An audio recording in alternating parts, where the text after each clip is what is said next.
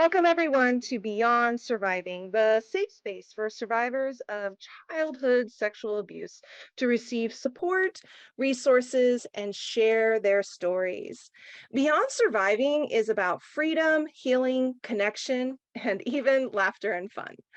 Most importantly, it's about letting go of the pain of abuse and finally moving on. I'm Rachel Grant, and I'm a sexual abuse recovery coach, and I've been doing this work since 2007, and I'm also the author of Beyond Surviving, the final stage of recovery from sexual abuse. You can learn more about me and the Beyond Surviving program at rachelgrantcoaching.com. All right, folks. Well, welcome. Thank you for tuning in. And today I have here with me Vangile Makwakwa, who's going to be sharing about her journey of healing and a really important piece of the puzzle that, you know what, I don't know that we've even touched on this, even though we're in year 10 of the podcast, overcoming financial fears and generational money trauma. So even just those words might pique your interest, like, ooh, what is that? I've never heard that term before. So Vanila is going to be here to really break it down for us and share some really pro tips for really facing and overcoming financial fears, along with really just sharing her story. She has really, come out of trauma to go on to be an author, a speaker, a world traveler, founder of Wealthy Money and a wealth coach. She's a yogi and host of both the Money Magic and the Property Magician podcast. So I'm ready for some magic, Vanilla. Welcome. Thank you for being here. Thank you for having me, Rachel. I deeply appreciate it. Yeah, for sure. So where are you joining us from? I am joining from a small little village called Chagastad in South Africa. So if you don't find it on the map or you can't find it on Google or anything, that's okay. No one can really find it. But it's 45 minutes from the border of Swaziland. And I'm in my childhood home. I'm visiting my mother because yeah, I think everyone's been like, this is the longest you've stayed in the village. I'm like, no, that's not true. I do stay long when I visit. It's just, I think I'm just never around long enough for people to know that I'm here. Nice. But this time I'm here. It's been so nice. It's been so amazing. That sounds really lovely. I'm glad you're getting to be there and hang out with mom a little bit. You just stay a little sneaky sometimes, it sounds like. I just don't catch on that you're there, the people in the neighborhood. So this is where you grew up and where you lived a lot of your life, I'm guessing. And then you've gone on to just travel and see so much of the world. But I'd love if you could just take us a little bit back, to your childhood and what it was like growing up and, what you dealt with and faced as a child. Yeah, like I think I'm a nomad now, but when I look back, growing up, I never ever spent more than like maybe 4 years in a school. So we're constantly moving around. Because I remember thinking one day, why is it so easy for me to just pack and leave countries? And I realized that actually in many ways I'd moved around. So growing up in the village, so South Africa in our history, it meant that the villages were really for people, for Black people, and we were very segregated. So to get a decent education, you had to be taken to a different part of South Africa pre-1994. So 1994, I was in grade 6 when the entire country started to shift and everything. But until then, I lived in the village. But from the time I was maybe 7, I had to go to boarding school to get a good education. So, because the system, for most people that don't know about the South African system, the South African education system was also very segregated, and it was created in such a manner that, like, different people of different race groups got different types of education, and it was really dumbed down on purpose. So ended up going to a boarding school run by American nuns. So we'd get like pen pals from abroad, and then like live this completely different lifestyle and Wow. then come Yeah. back to the village. And when 1994 happened, now was this whole concept of this rainbow South Africa, the first time we have democratic elections, everything. And my mom and my uncle decided that we should move to Joburg and then we could go to school there. There was no longer a need to be in a boarding school, especially one run by Catholic nuns, because the religious institutions, the Anglican Church, the Catholic Church, they were, I don't want to say immune to the apartheid system, but definitely the government decided to just allow them to do integrated education and Mm, didn't really want to interfere with them. I think they just were really scared of the backlash if they then got like all the religious people around the world, all the Catholics or all the Anglicans just going ham and crazy. So they just chose their battles.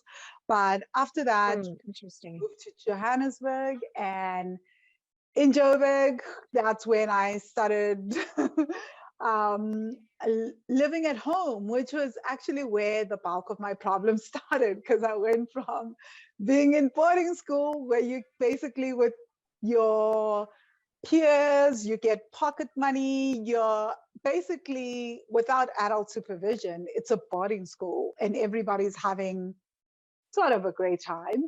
And then you go back home, and now there are these people starting from grade 7 as you're entering your teens, which is the time when you really need your freedom, who now Big, dictate to you what you need to do, how you need to behave. Whereas up until then, like I'd been big, an independent, big, big change. right? Yeah. And Right. so Yeah. Yeah. my mother, we moved in with my uncle, and this is kind of crazy. People always go like, "What?" My uncle left for exile and basically was brought up during the apartheid system. He brought himself up in East Germany and all these Western countries. So he came back with a very different view of what child rearing was compared to everyone else that had stayed here.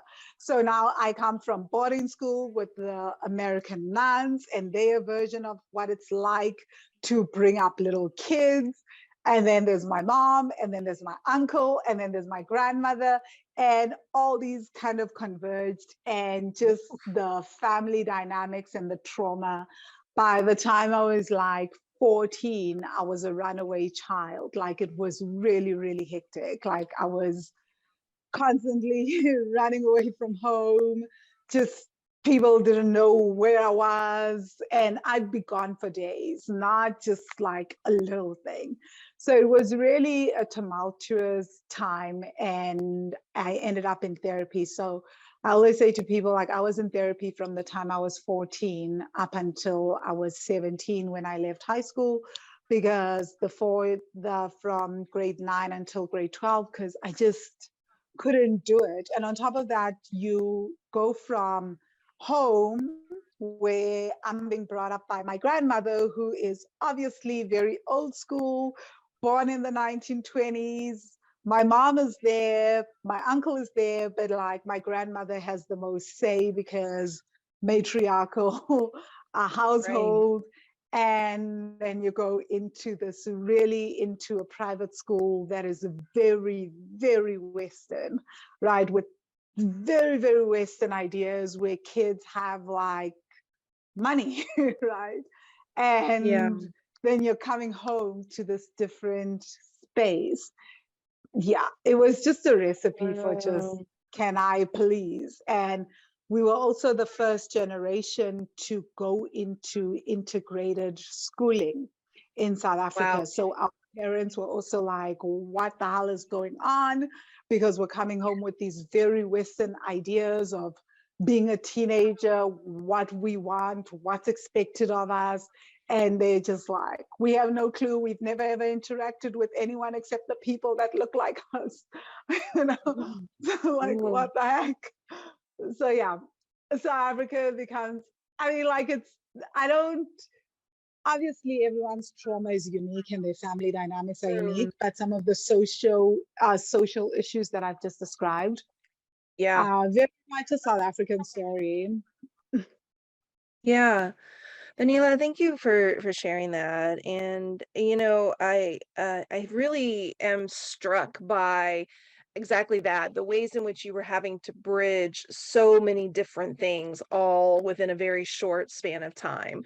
Expectations of yourself, your own internal like sense of self and how that was developing and the, influences that were around you and trying to kind of consolidate and all of these different messages, I imagine.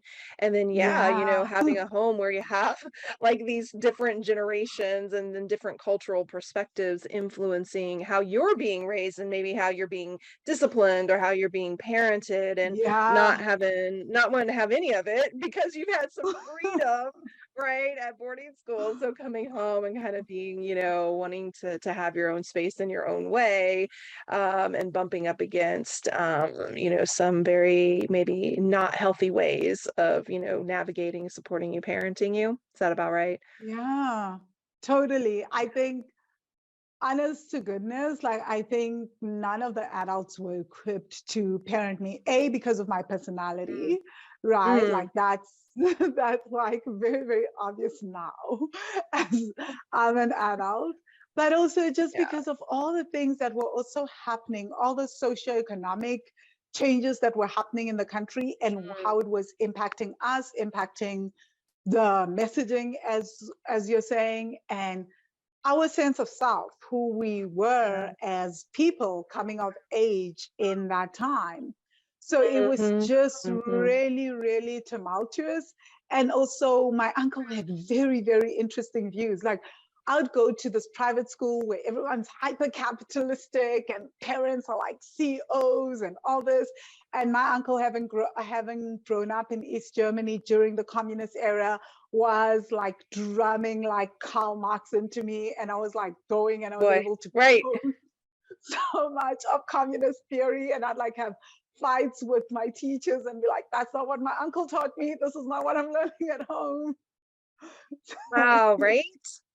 Yeah, so what I hear in that is it's also like, how do I create a framework for society, how I function and work in society, money, right? The whole level of like classism and Yeah, socioeconomic status and seeing how money is yeah, being generated over here under this capitalistic system, and then over here, yeah, these different views and points about how we're supposed to interact and connect with each other, the role that money plays, in our lives. And so what an eclectic, I mean, conflicting, but ultimately really yeah, eclectic way to come in yeah. to thinking about and learning about, these different systems that are ultimately very Mhm. central to our lives. Yeah, like I think actually as I'm talking about this, I feel like the penny is dropping as to why I'm why I had a particular argument last week around privilege. Because I feel like having been brought up with this idea of just like for lack of a better word, the proletariat, it's like a Yeah. whole different viewpoint. And it's so interesting that like the work that I do is around entrepreneurship and helping people expand and accelerate their businesses and grow. And just how much conflict that has been for me internally, and having to Mhm. work through some of the things that I was taught about greed and all these things, and trying and having Yeah. to merge like how do you do good for yourself and for your family, but Right. also how do you do good for society, because that was the core of my entire upbringing. My sister and I, right, was like, how do you do good by society and for Mm. everyone else around you, regardless, because of what Yeah. of where my uncle was coming from and his entire philosophy. So it's Fascinating. actually so interesting now that I'm reflecting back on it. I'm like, Yeah. okay, that's weird. Well, it really, in many ways, rings true for me, in a different context, a completely different, kind of culture world. But growing up in Oklahoma, in the country, there was this very much this like, you help your neighbor, you give the shirt off your back. It's Mm, always about, charity, and don't get too big for your britches, was one thank of the you. Yeah. major messages that we got, right?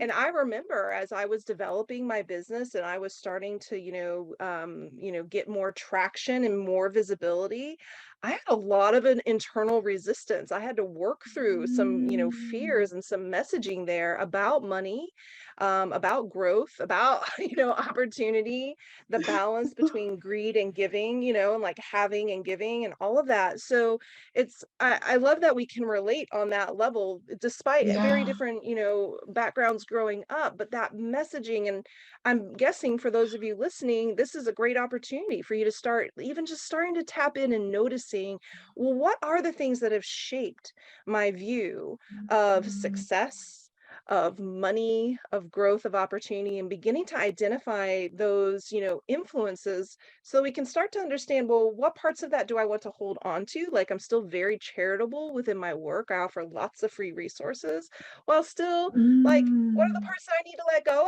of? Right. And so I'm sure we'll yeah. get into that more, but yeah, does that, resonate with you? Does that bring anything up for you, Vanilla?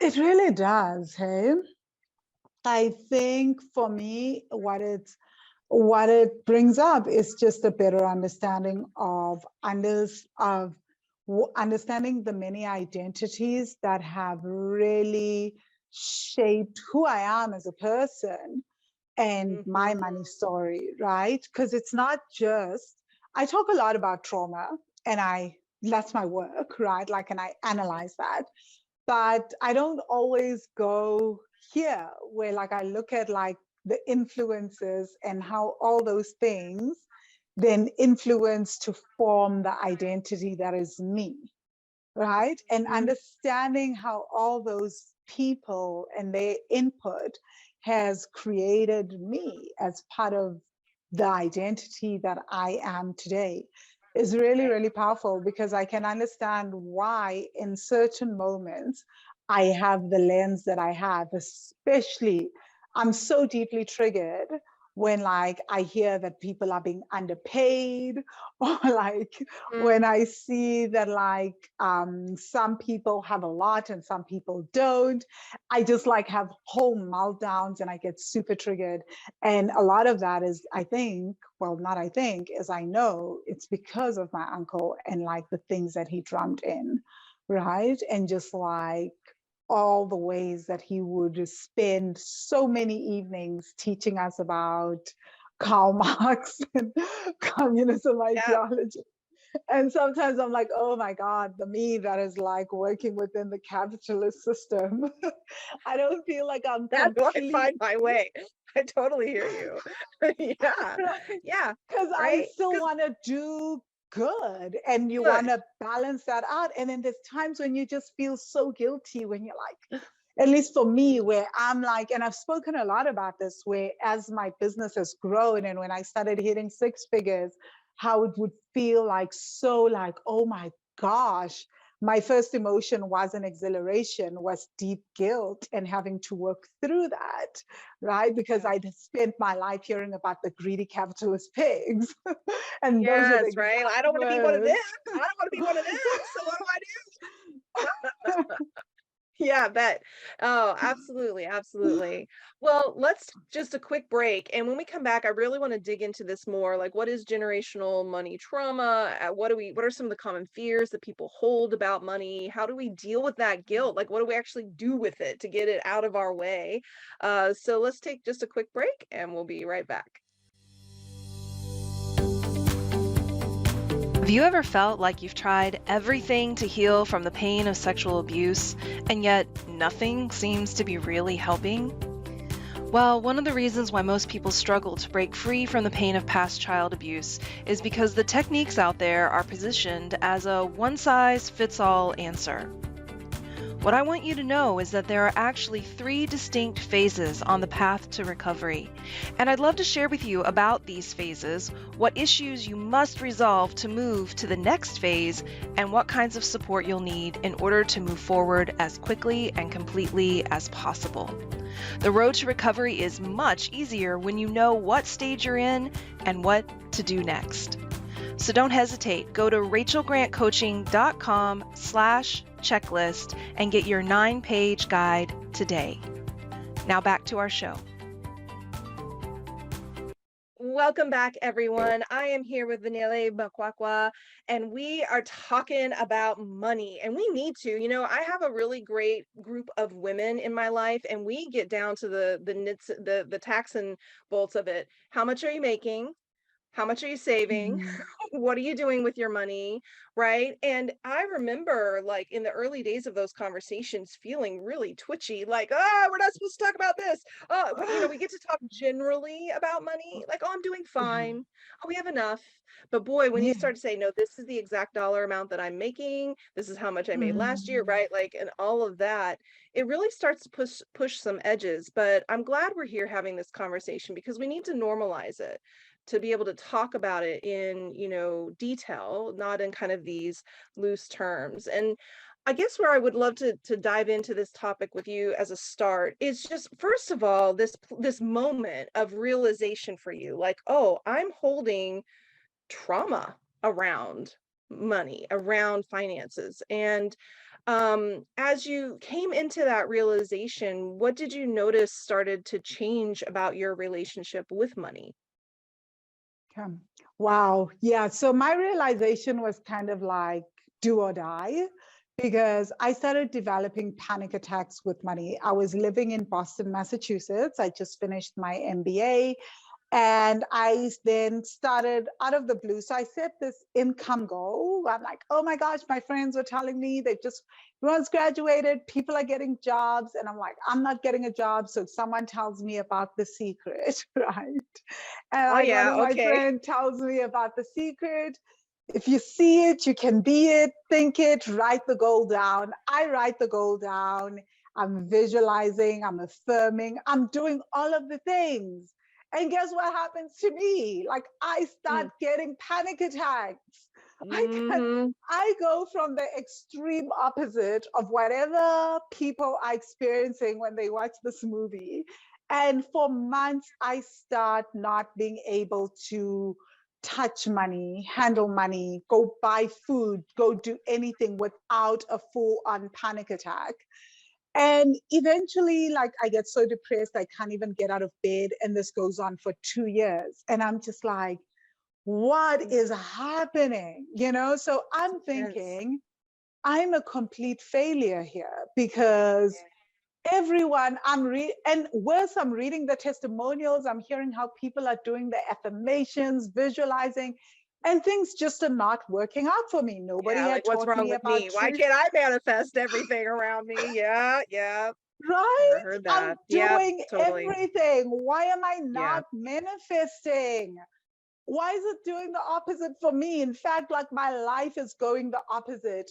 I'm not even joking. Like I was losing friends, Yeah. everything that could happen. My health was falling. So that's how I knew. I was like, no, man, something is happening. And then a friend of mine, I was having a conversation with him, goes, you should, well, a friend and his wife, and they go, you should go to Vipassana and you should just go meditate at Vipassana. And I signed up for Vipassana, but then this is kind of trigger warning. I decided that I'm actually just going to take my life instead, right? So I go to a Mhm. tarot reader and he says to me, I see and I feel like you're on the edge of taking your own life, but you've signed up for a 10-day retreat that is going to go change your life. You're going to be silent for 10 days and it is going to change your life. So at this point, he's like, just hold on for me. Promise me you will hold Thank on goodness. Just wait a until minute. the Just 1 minute. Yeah, end good. of March, right? I mean, like, what are the Oh, chances? And I used to read tarot with him. So he was like, he was so incredible yeah. as a tarot reader. Justified. And so Yeah. I go, okay, I'll hold on. I go to Vipassana. I do Vipassana for 10 days. in those 10 days, I realized that there's no money around. I'm not having to deal with money. I'm not having to do anything. But Right. Okay. every single time I sit to meditate, I'm thinking about money and I'm panicking. My nervous system is going crazy. My emotions are all over the place. And that's when I start to realize, no, this is deeper than the money. Something more is going on here. So I start noticing. So I'm supposed to be in Vipassana, but like day 4, I'm like, okay, start noticing what is happening. You're thinking these thoughts around money, you're noticing those emotions, and then there's sensations that are coming up in your body. Sit, and Vipassana teaches you to sit with the sensations. So just keep sitting with them, notice. And I notice that every time I sit with these sensations, memories are coming up, not just memories, but past life memories. I'm like, what the heck is going on? And then other unrelated memories of other people that I don't know, that don't feel like past life. And that's when I was like, okay, something deeper is happening here. What I've noticed about the habit pattern of my mind is that I think about money 24/7 nonstop. It's driving me crazy. But that there's also memories tied to it. There's sensations that come up. It completely dysregulates my nervous system, and something is happening. So do I not go out of there and I'm like, memory, going to Google, like never heard of, I actually never Go heard of to the trauma, Google. by What's the way. going on? Right? Like Yeah. I'm a Yeah. finance graduate. I've done an MBA. What the heck do I know about trauma? And I've been Mm-mm. taught about money in a very specific fashion. But luckily, I'd also majored in economics in undergrad. So I developed an interest in behavioral economics. So my first thing is emotions plus money. I start just Googling. All the stuff that comes up is like behavioral finance thesis. I pay, I download everything I can in academia because I'm like, I'm going to read every single thesis because now I'm really invested. And Yeah. then somewhere along the line comes this notion that, oh my gosh, money and emotions are tied in. I end up writing my book, Heart, Mind, and Money. But then I talked to a friend of mine, and he says, have you ever considered that your emotions are not just yours? They are your ancestors as well. You come from a family of shamans. You may want to explore that. And that was the beginning of the end. And so started this incredible body of work for me. Woo! I mean, lady, I'm just saying, first of all, I love just the way your mind works. I love this phrase that you even just used. Did y'all catch that? Habitat of the mind. Like, I feel like we Oh, need the an episode habit on pattern of the that. mind. Yeah. Oh, wait, what did you say? The habit pattern of the mind. Goenka Yeah. Ji in Vipassana says that all the time. He's like, Yeah. watch the habit pattern of your mind. Oh, interesting. So I totally misheard you, but I love them both. Habit patterns of your mind, and then that creates the habitat. The world Yeah, and the universe you live in. And yeah, so I true. loved also, yeah, this thing that you just said about how money and emotions, they sit together, and not just Mhm. your experiences, but also your ancestors and how that all Yeah, plays a part. So as you yeah. started to unpack this, what did you notice were some of the common beliefs that you held that you had to overcome? Financial fears, like what were the Yeah. habit patterns and the belief systems that you held around money that you ultimately had to release or challenge in order to be able to address or overcome, that trauma, what you were holding there? Wow. So many, but I'll tell you maybe my top Yeah. 5. The very Okay. first one that came up was I am cursed with money. And Oh, it yeah. just, I truly believed it. And the reason, and I realized why I believed it was because in my entire family, I come from from a paternal and a maternal family where people are highly educated, right? People have masters, PhDs. There was never a question that I would go to university, Mm, let's just put it that mhm. way, because everyone Yeah. before me had gone to university. So I had never ever doubted that I would get into university. My siblings, my cousins, I don't think any of them have ever sat down and just thought, maybe I won't go, because, you do what everyone before you has done, and you've seen that this is a Mm, path that is possible.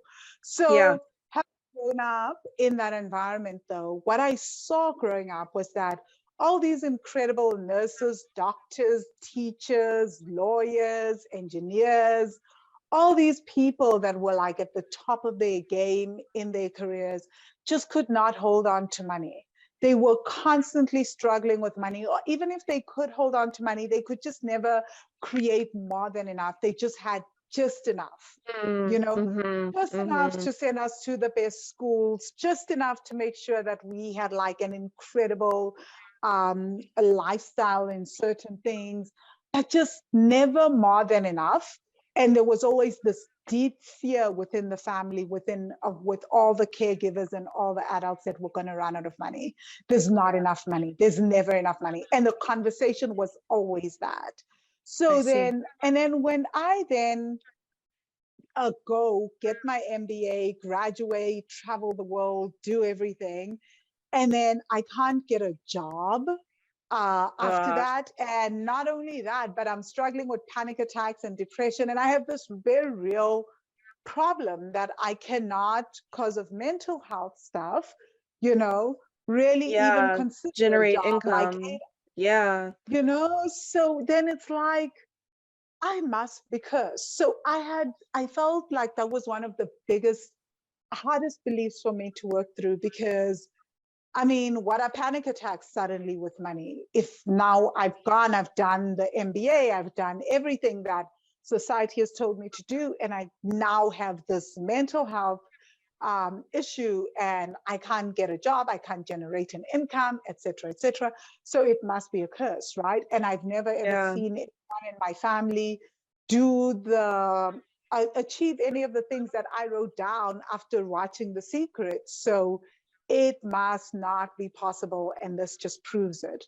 So that was the one belief, Yeah. and it It's a was a big one. hard one to work through. The other one was wanting to make money. Wanting to make more than enough money makes me selfish. Oh, that was a big one. Yeah. Ooh, And this one, I yeah. see a lot of women have this belief as well. They tend Big to time. carry this belief, which is that if I want to make a lot of money, it means that I'm selfish. And then the other one was, it's just not safe to have money and make money. I had Mm, seen a lot of arguments within my family, and I'd seen how, like, when someone had money, it created envy and resentment. Let's say that you had money. Coming from the background that you come from, you'll appreciate this, Rachel, right? Like when a family member comes and they need help, and the person with money says, no, sorry, I can't help you. That was been seen as there. completely selfish. And then that person was Yeah. cut out and cut off and gossiped Yeah. about. So having money, and then it just didn't feel safe. And worse, having boundaries with money meant that I was going to lose my family's love and my friends' love and support, because how dare you have something and then have boundaries around it when everyone around you doesn't have, Yep. So all Yep. this talk Yep. of boundaries for me, if that talk had been around when I was studying, if it was as prominent when I was starting to do the work, I would have freaked out, because I know people tell me about boundaries, and I was like, no, you don't understand. The community I come from, that is not going to be a thing. It's still, my Yeah. family is There's an not about that just expectation. yet.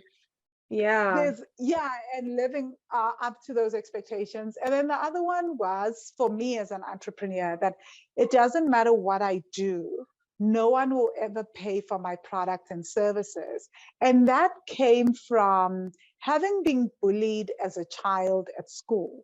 I was always this misfit of a child, you know and Yeah. I'm like, well, if you look at my life as an adult, you can almost understand, I've Definitely. taken this completely different path.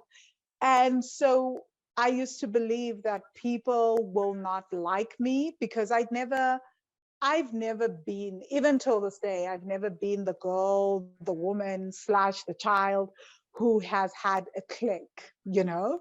So I could not imagine that I would have a tribe of people that would want to buy from me and would want my product and services. So how would that happen?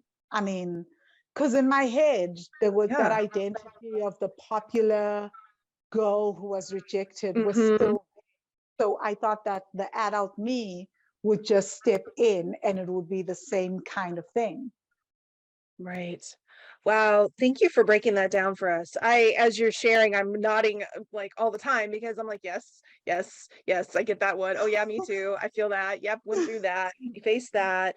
And it just, I'm glad that you mentioned that to a certain extent, there can be different, money mindsets for women than men, right? Women are Mm, socialized differently around yeah. money than men are. So that's also another place to Yeah. get curious and to start to question and notice, like, okay, so Yeah. what mindsets do I hold just purely Mhm. because I identify as female and was raised within, that context? Yeah.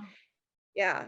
And so whether you all listening are, also identifying with the fears that Vanille has mentioned, or you're starting to notice other belief systems starting to come up, like, oh, I think that about money. Oh, wow, that's a belief system I hold there. Mm, The the first step, I think, is identifying. You've got to start to yeah. understand the beliefs that you're holding there, and then we can begin the work of challenging them.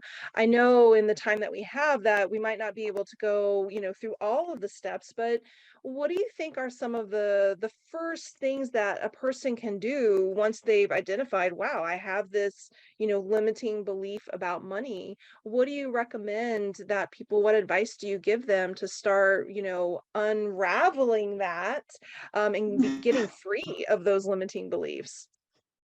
Oh, wow. Like, I definitely feel like one of the first steps is really sitting with the beliefs and noticing where they sit in your body.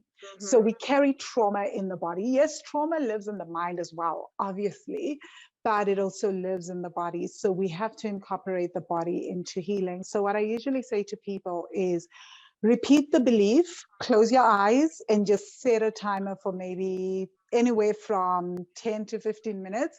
And just observe as you repeat where it sits in the body. Then bring your attention to the body and just breathe. Don't try to change it, observe, bring your breath out there, like allow the breath to go into that area of the body and then just give it a sound, start sounding out, and just start asking yourself after maybe 15 minutes of feeling into it without an attachment to have the sensation change at all. Just getting curious about where does this come from? Where did I learn this? Right? And then just waiting to have the body answer, see what comes up. For some people, it will come up as a vision. Some people as an auditory answer. For some people, will just be a knowing, an innate knowing when nothing is happening, but you just know where it comes from. All that Mm, is like your body communicating with you. And yeah. just ask, how do I behave when I have this thought and when my body feels like this? How do I behave with money, when earning money, making money, saving money, like just spending money, any of those things?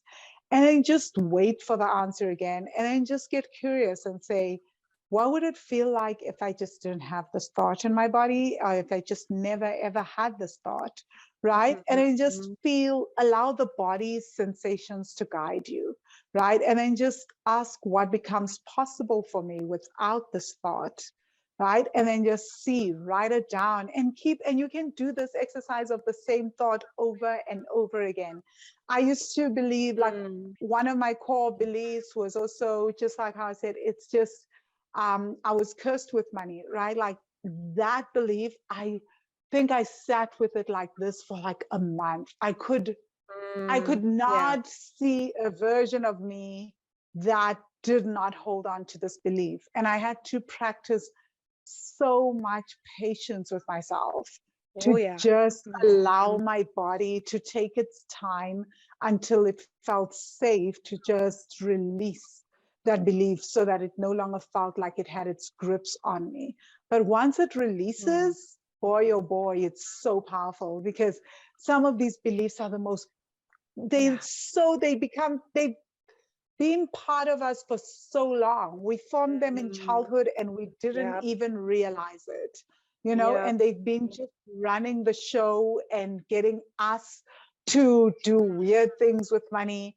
And so it's going to take quite a bit of time, sometimes patience, compassion, to just release without judgment, without needing the body to release in this red hot minute, because we want a solution right now. Oh We yeah, need right it now. to happen Please, right now, right now, right now.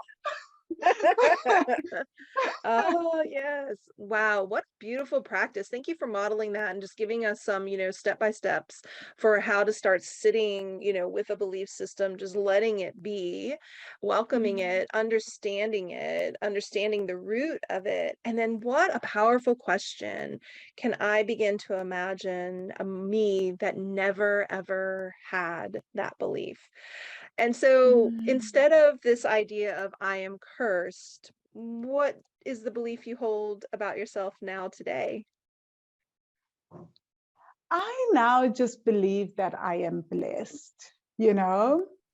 I think that I am blessed in many ways. I can see the blessings, right? And the beauty of it is that I actually even see that even the panic attacks were my greatest blessing. Because without the Mm, panic attacks, without the depression, how do I get to do this work? Without understanding what it means to come to the brink of taking your own life, without have understanding the power of friends that held vigils around me. mhm, Like my friends would mhm, do shifts to make sure that I am okay and I keep staying in this world. I mean, how else would I be able to understand the depths of trauma and what it feels like for a person to just say, I can't take anymore? And for me to mhm. hold space for the kind of trauma that I hold space for. So I feel like I started to hold the belief that I am blessed, not just with money, but just on this journey that I've been blessed. And not only have I been blessed, but I am divinely held Ooh, throughout mm. everything. Wow. Yeah. Sorry, that just really hit me. I mean, it gave me goosebumps, right? There's a trust and there's a power in that, and there's a mindset in that that creates for me what the like words that come to mind are spaciousness, Yeah, availability, opportunity, right? It's yeah, expansive to lean into the idea yes, of blessings, to and I lean into the idea of being divinely held and trust yes, our path, and exactly the work that you've done to yeah, reframe those challenges that you've faced and how they've helped you to yeah, have more empathy and clarity. yeah. Beautiful.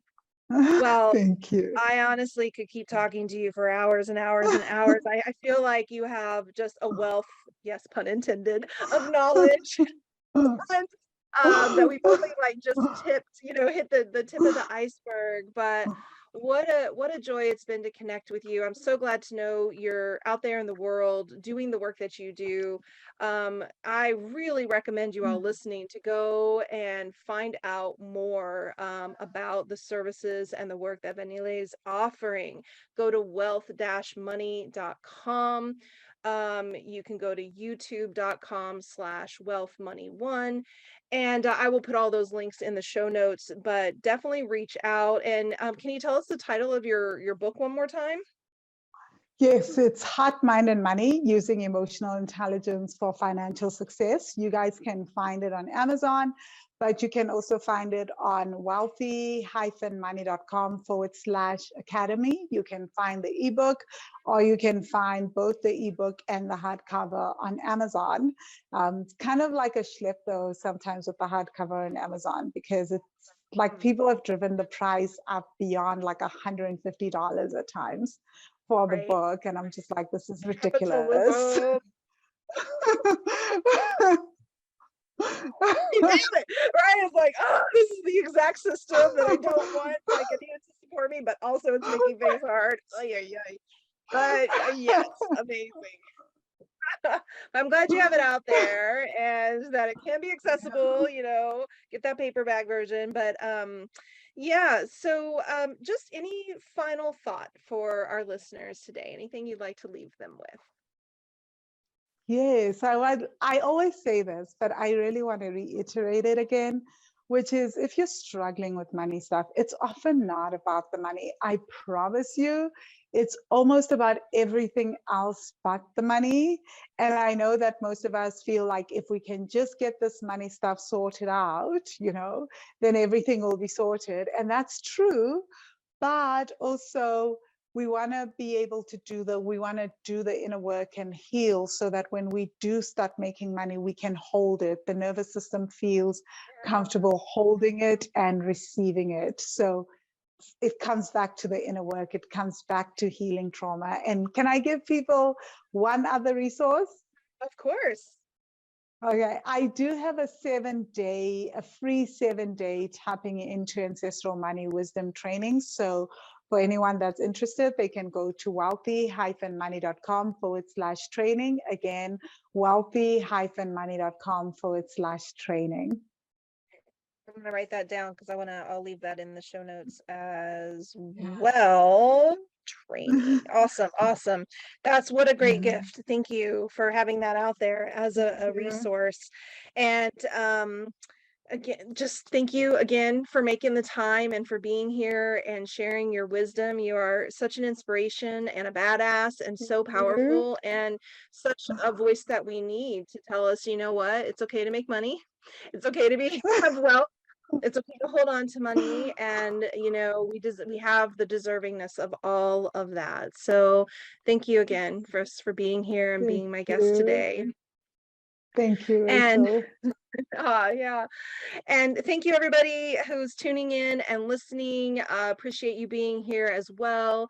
Don't forget to pop over to rachelgrantcoaching.com to learn more about sexual abuse recovery coaching and explore the other resources there. Be sure to subscribe to the podcast and then come back next time because we have so much more to share. And until then, take good care of you.